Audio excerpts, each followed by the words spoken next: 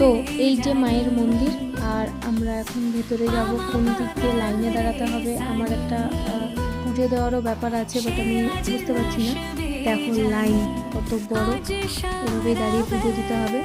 এখানে আশ্চর্য পুকুর একটাও আছে, যেটা সারা বছর শুকনো থাকে, বাট এই মাঘী পূর্ণিমার সময় সেখানে জল অটোমেটিক উঠে যায়।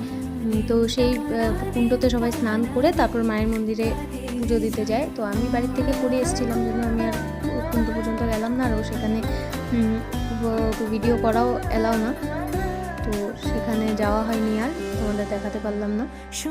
তোমরা যদি কোনোদিন আসো, আগে স্নান করে পরেই পুজো দিও। আর এখানে স্নান করার পরে সবাই এখানে দান দক্ষিণা করে।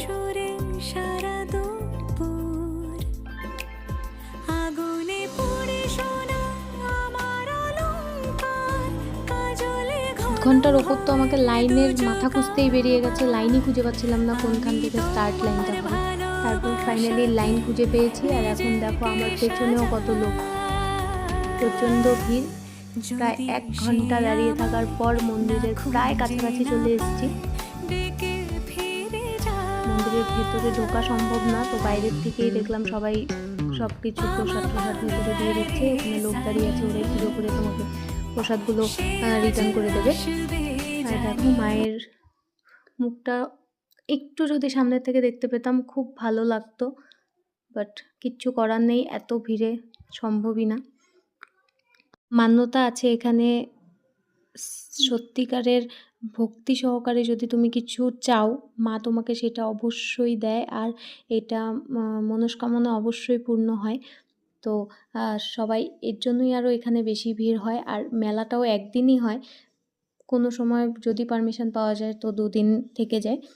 তো সকাল সকাল আসতে হয় এখানে মনস্কামনার জন্য। আর মায়ের কাছে সবার মঙ্গল কামনাই করলাম, তো মা যেন সবাইকে ভালো রাখে।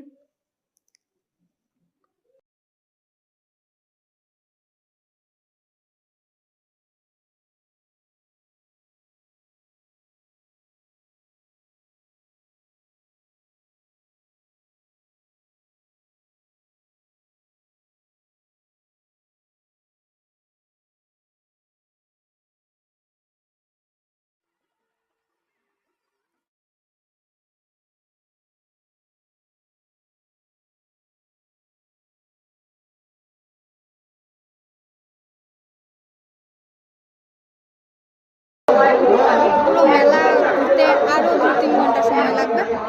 তো এখানে ব্লগটা শেষ করছি। তোমাদের কেমন লেগেছে অবশ্যই